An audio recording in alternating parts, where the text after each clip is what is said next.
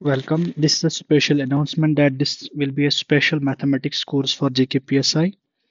So the batch has been launched. You can watch the recorded lectures. There will be full syllabus coverage with one-to-one mentorship along with the mock tests. So just enroll now. So let us start with the today's lecture. We will continue with simple interest and compound interest. So let me remind you that yesterday we started with the basic concept of simple interest and the basic concept of compound interest. And then we started with some examples.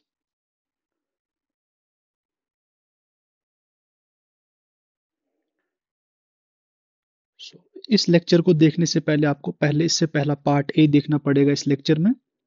तो पहले आप वो part A देखिएगा, उसके बाद आप part B पे आना। The question given here is a simple interest on a certain sum is 9 by 16, 9 by 16 of the principal. If a number representing the rate and time is same and equal, then the time in years for which principal was lent is. किसी principal पे initial amount पे जो simple interest दिया है वो है 9/16 of principal value, that is given as 9/16 of principal value. That means simple interest is given as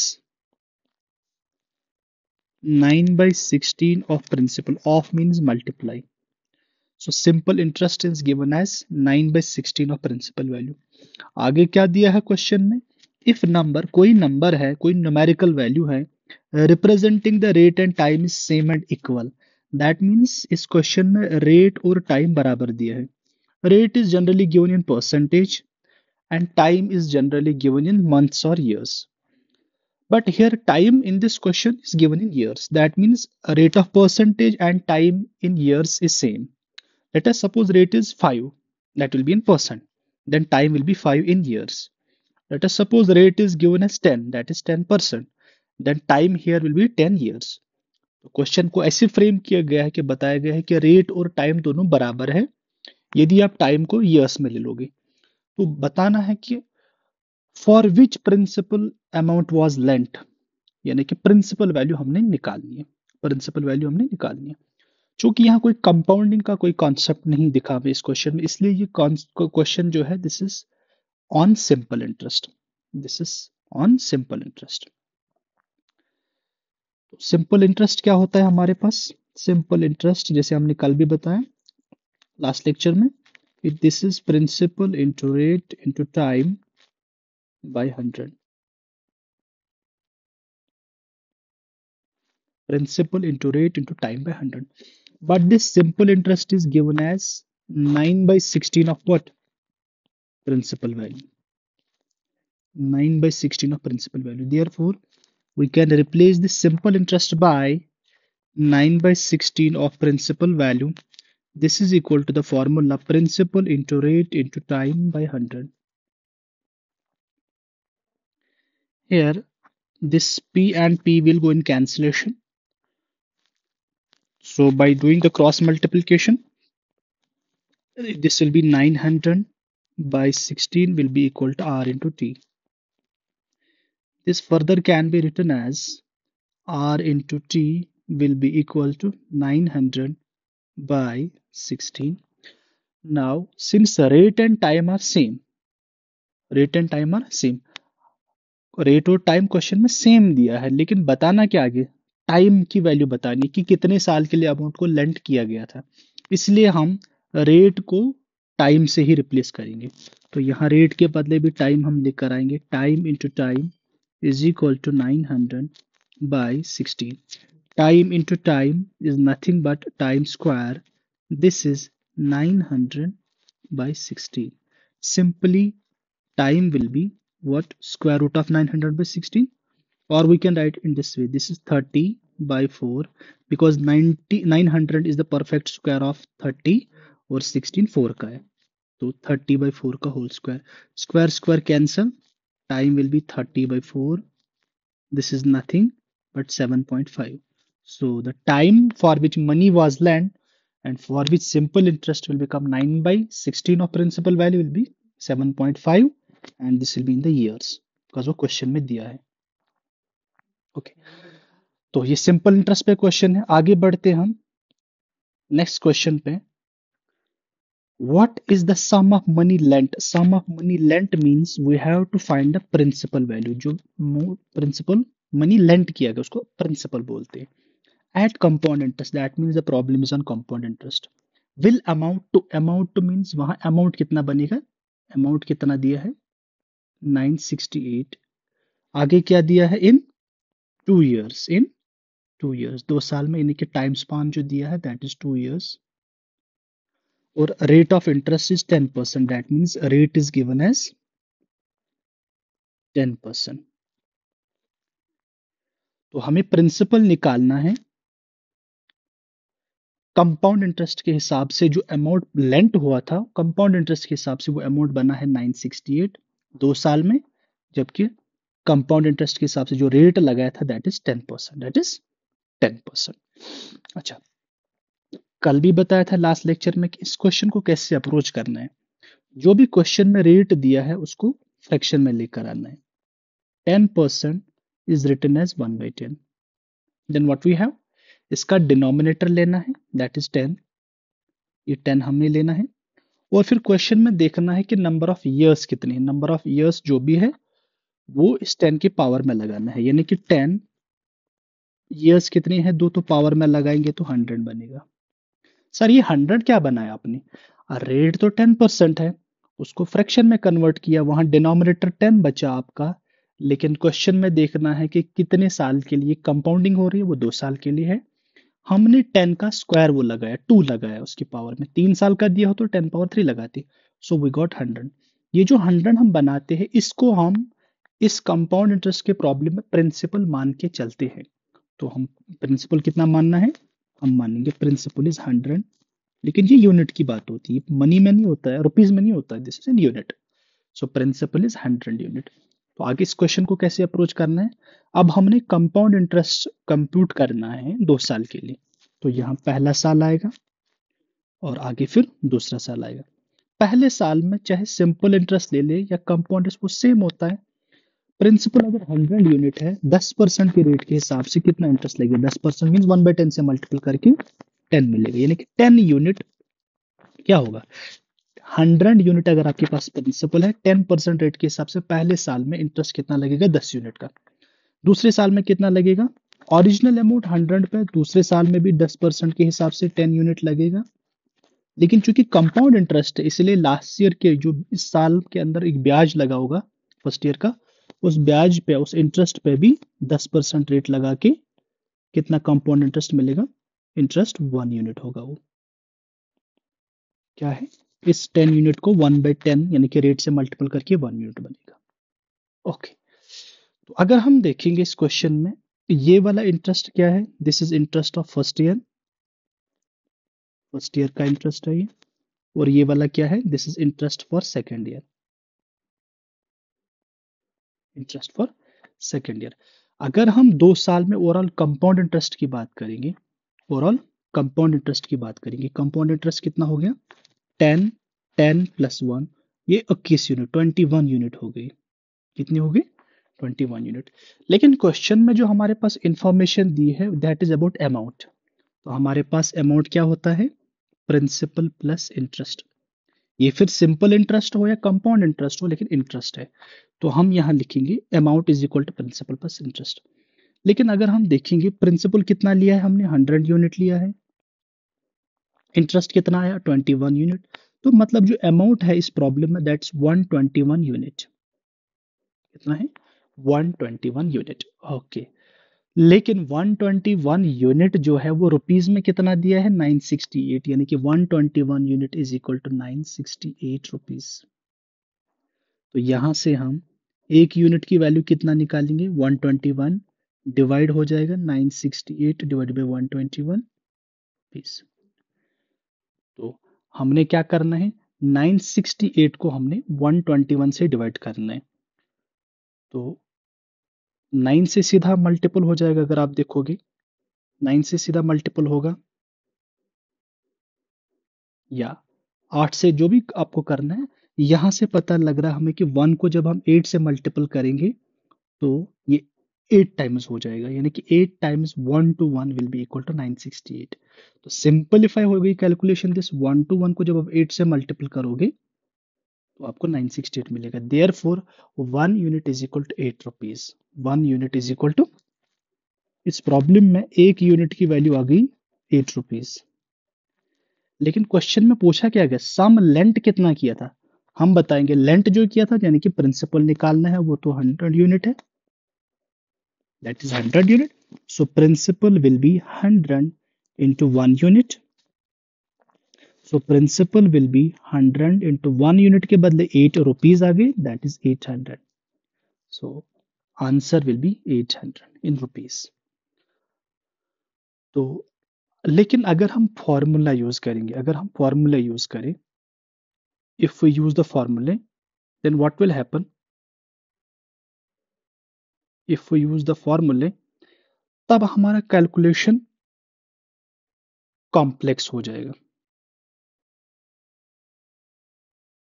क्या हो जाएगा? कॉम्प्लेक्स हो जाएगा।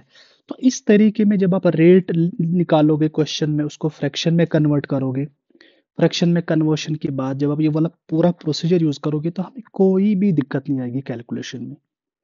Okay, let us go ahead with one more question. Okay, again, we have a question on compound interest. It is given that if compound interest on a certain sum for 2.5 years, यहाँ पर time कितना दिया है, 2.5 साल, 2.5 years, rate कितना दिया है, rate is given as 5%। तो compound interest is given as 104.05। ये हमने कल के लेक्चर में डिस्कस किया था, तो ये आप वहां से देख सकते हो। This has been already done in lecture 1 of this series. अच्छा, next question. In this question, it is given that difference between compound interest and simple interest is rupees 3375 in 2 years. यानी कि CI minus SI is given as 3375. Time is given as 2 years. Rate of interest is given as 15%. तो हमें principal की value निकालनी है। Again ये compound interest पे problem है, बिकॉज CI माइनस SI दिया है। तो हमने क्या करना है, what we have to do, the rate percentage is to be converted into fractional form. This is 3/20। Reduced form में कितना बनेगा, 3/20। उसके बाद what we have to do, rate की इस फ्रैक्शनल फॉर्म में डिनोमिनेटर में हमारे पास 20 है, फिर देखना नंबर ऑफ ईयर्स, वो उसको पावर में लगाना है, तो 20 पावर 2 हो गया 400। कितना हो गया, 400। तो हम इनिशियली जो प्रिंसिपल वैल्यू ले लेंगे, तो प्रिंसिपल वैल्यू हम 400 यूनिट से स्टार्ट करेंगे, 400 यूनिट से स्टार्ट करेंगे। तो आगे 2 साल के लिए हमने कंपाउंडिंग करनी है। What we have to do, we have to take 2 years, this is year 1, this is year 1 and this is year 2। For first year के लिए चूंकि सिंपल इंटरेस्ट और कंपाउंड इंटरेस्ट सेम होता है, क्या होता है, सेम होता है। यम जब हम इसको फर्स्ट ईयर में रेट से मल्टीपल करेंगे, रेट के हमारे पास 3/20 है, 3/20 से मल्टीपल करेंगे तो ये बनेगा 60, है ना, ऐसे करना है। 400 into 3/20, this will go, this is 60 units. तो पहले साल में जो इंटरेस्ट आएगा दैट विल बी 60 यूनिट्स। दूसरे साल में क्या होगा, ओरिजिनल प्रिंसिपल वैल्यू पे तो 3/20 से मल्टीपल करके, यानी कि 15% रेट के हिसाब से 60 यूनिट लगेगा।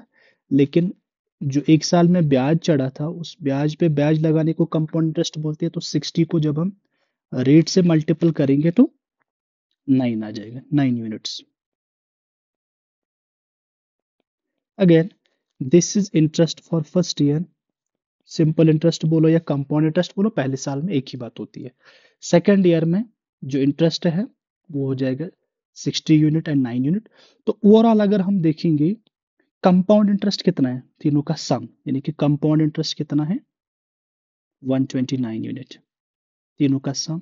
अगर हम सिंपल इंटरेस्ट की बात करेंगे फिर सिर्फ ये आएगा, this is simple interest for 2 years which is 120 unit.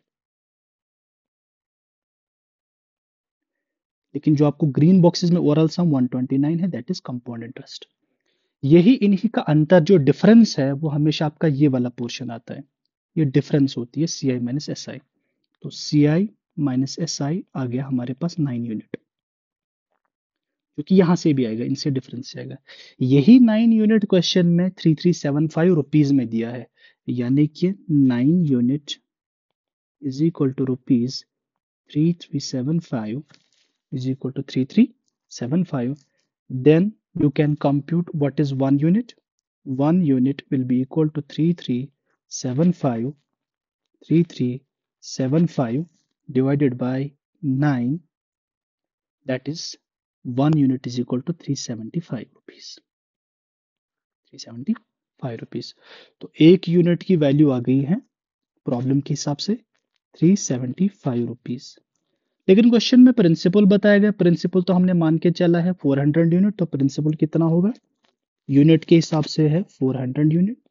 तो रुपीज में कन्वर्ट करने के लिए हम लिखेंगे 400 इंटू 1 यूनिट। तो आगे लिखेंगे 400 इंटू 1 यूनिट के सब्स्टिट्यूशन करेंगे 375, 375। तो सिंपली जब आप इसको मल्टीपल करोगे, this is 15, 4 times 0, that is 1,50,000, 1,50,000। Option number C is the right answer. Option number C is the right answer. Okay. Next question.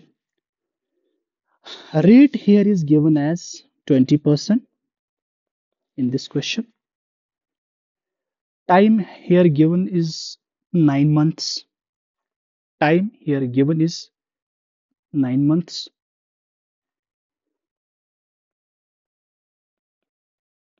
Okay.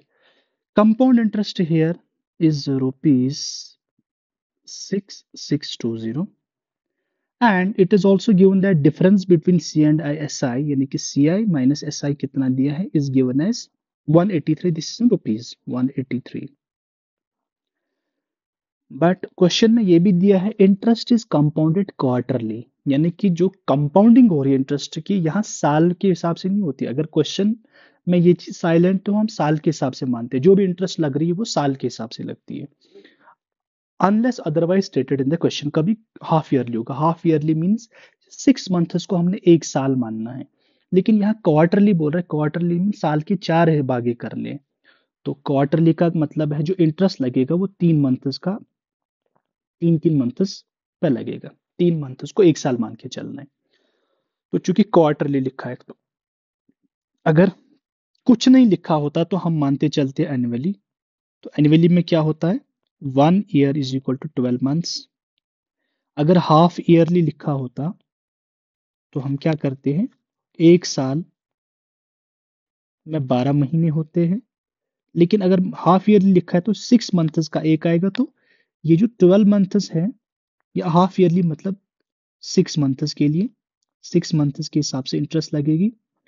अब अगर क्वेश्चन में मान के चल के दिया है 1 ईयर, 1 ईयर का मतलब है 2 हाफ ईयर्स, क्या है 2 हाफ ईयर्स।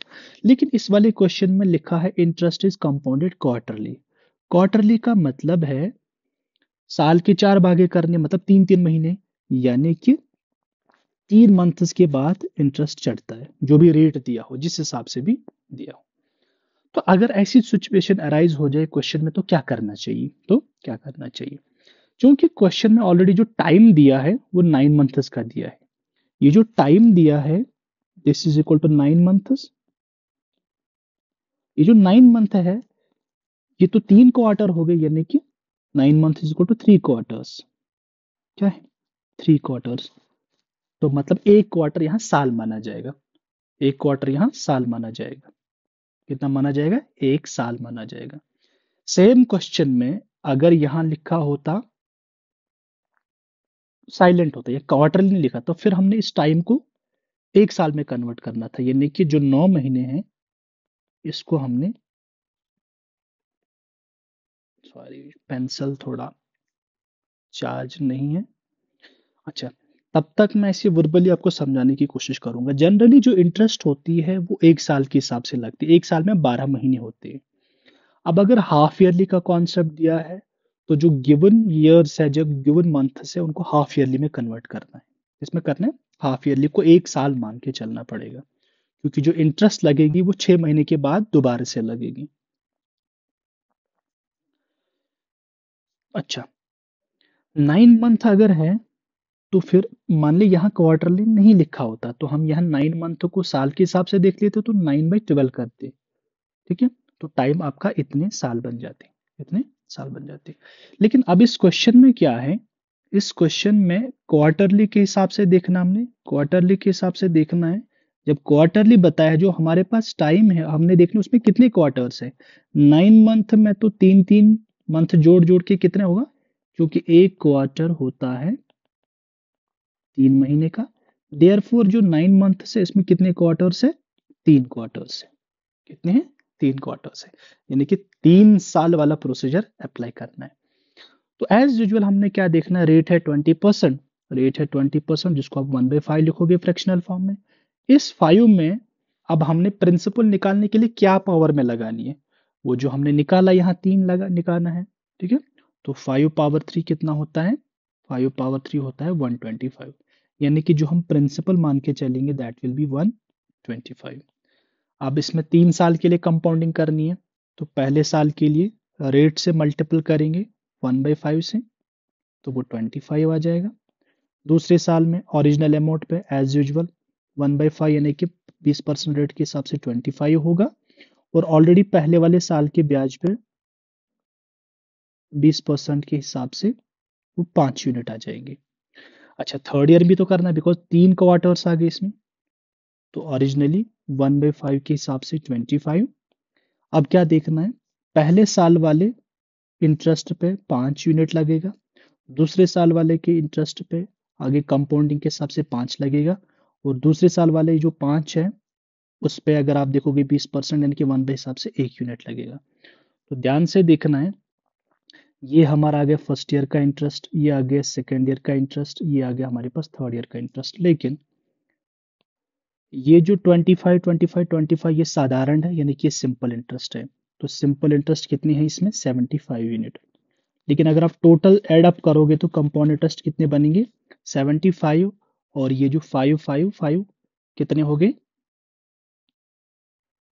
वो हो जाएंगे 75 + 15 + 1 हो गए 91 यूनिट। लेकिन अगर आप अंतर देखोगे, डिफरेंस वाला CI - SI कितना होगा, वो हो जाएंगे 16 यूनिट। कितने हो जाएंगे, 16 यूनिट, यानी कि CI - SI will be equal to 16 unit.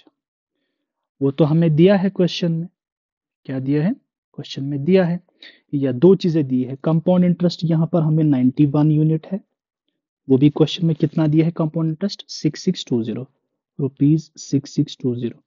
So we can get the value of 1 unit, this is nothing but 6620 upon 91 in terms of rupees. इसको काटना बहुत आसान है। तो अगर आप देखोगे 6620 को जब आप 91 से डिवाइड करोगे तो क्या वैल्यू मिलेगी, 75 आ गया, ये 5 5 10 15 16, तो यहाँ से कुछ सिंपल वैल्यू आनी चाहिए थी। 3 क्वार्टर्स आ गए इसमें, तो CI - SI 1/5, इसका 5 5 5 1। तो इस हिसाब से आप इसको सॉल्व कर सकते हैं। यहाँ से 1 यूनिट की वैल्यू निकलेगी, और बाद में जाके जो 1 यूनिट की वैल्यू आएगी उसको प्रिंसिपल में डालना है। लेकिन प्रिंसिपल हमारे पास कितना है, दैट इज 125 यूनिट, और जो 1 यूनिट की वैल्यू आ गई रुपीज में वो यहाँ पे सब्स्टिट्यूट करना है, you will get the exact answer. I hope you like this session. Once again, I will repeat, we have this special mathematics course for JKPSI. So this will be just at rupees 99. Start enroll. For further information and PDF, download the Dream High Academy. Please like, share, and subscribe the channel and follow us regularly. Thank you.